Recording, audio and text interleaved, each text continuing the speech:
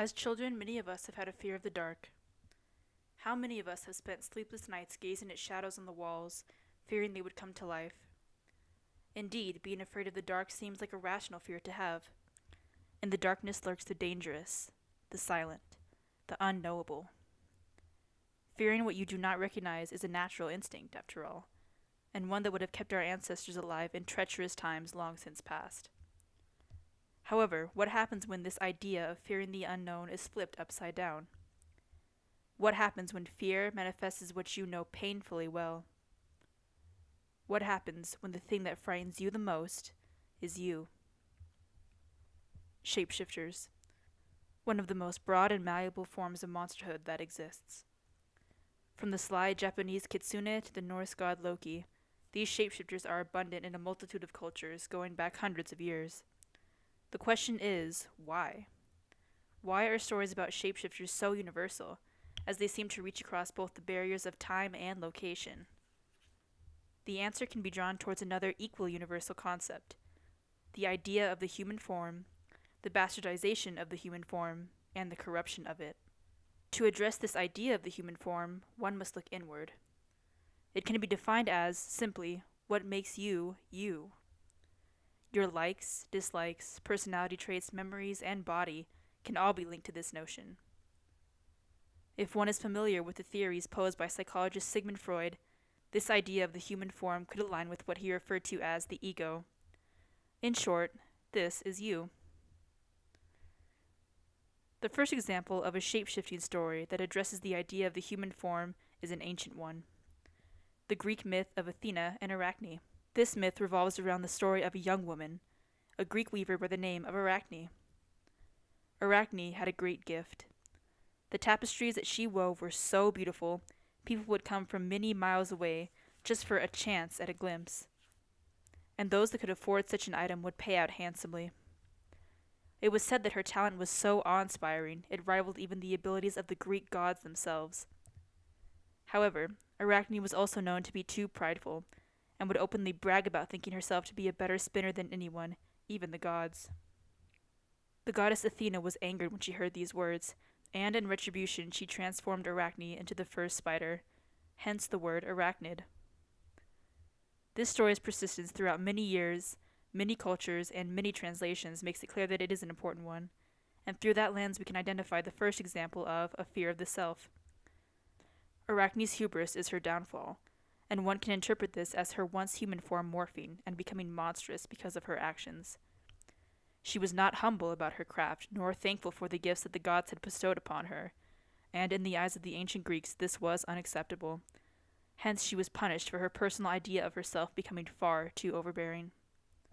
One could argue that this example might be taken as less spontaneously monstrous, in that Arachne was able to control her own fate in some sense. If she had not been boastful, Athena would not have turned her into an insect. However, the same principle cannot be applied to the next story we will be discussing: Franz Kafka's The Metamorphosis. This novella follows the story of a young traveling salesman named Gregor Samsa, who wakes up one morning to suddenly and inexplicably find himself having transformed into a bug. Gregor is left to the mercy of his unsympathetic family that he shares an apartment with, and, as such, he slowly begins to deteriorate. He eventually dies from starvation and his various wounds, and his family moves away from their apartment seemingly without so much as a second thought of Gregor. The Metamorphosis is a significantly darker story than that of Athena and Arachne. However, their connection to this idea of expressing the human form is fascinating.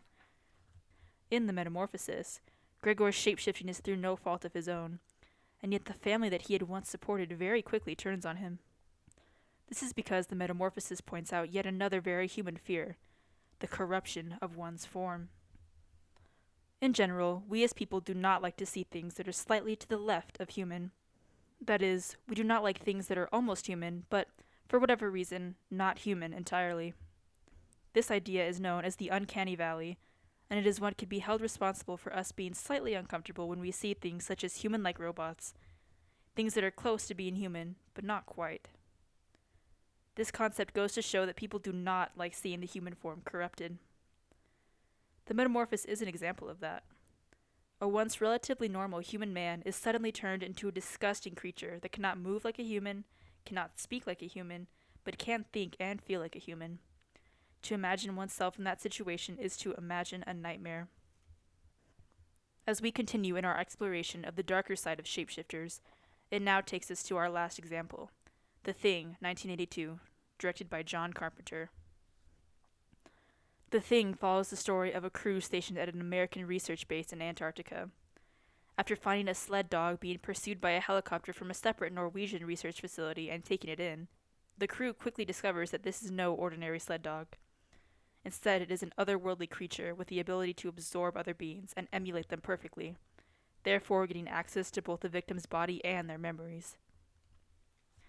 Steadily, the Thing begins to absorb each crew member, and distrust amongst the crew begins to run rampant, as there is no clear way to know whether the person in front of them is truly human. Being that The Thing is a horror movie designed specifically to adhere to the audience's fears, it taps into another aspect of the self, the bastardization of the human form. The bastardization of the human form is similar to the ideas posed surrounding the metamorphosis and the corruption of the form. However, one key difference to note in this example is that, like the creature in The Thing, the bastardization of the human form has less to do with the human becoming corrupted or changing, and more to do with the human form being mimicked or perverted by another entity. This is a deep-set fear in the human psyche, and shape-shifting beings from countless cultures can fall into this category. Some examples of this would be the Navajo skinwalker and the ancient Indian Rakshasa, two beings from separate cultures that both possess the ability to mimic humans as a means to luring their prey, namely, us. Let's recap our analysis of the shapeshifter. With our first example of Athena and Arachne, we can see the first example of the inherent human fear of the destruction of the human form. This is shown through Arachne's own actions, leading to her tragic end in the form of a spider. Secondly, through analysis of Kafka's The Metamorphosis, we explored how Gregor's transformation reflects the idea of the corruption of the human form. Despite no wrong action on his part, Gregor finds his once human form warped into something entirely unrecognizable. And lastly, through The Thing, 1982, we find an example of the bastardization of the human form, as we follow an unknown life form through the process of mimicking people for its own destructive gain. In conclusion, it is clear that we as humans have a distinct fear of ourselves and the human form. As is the case with numerous other monsters, we like to express our fears through what we consider monstrous, and in this idea manifests the concept of the shapeshifter. As such, it stands to reason that every time you would check under your bed for a monster as a child, perhaps the creature that you truly should have been so wary of was yourself.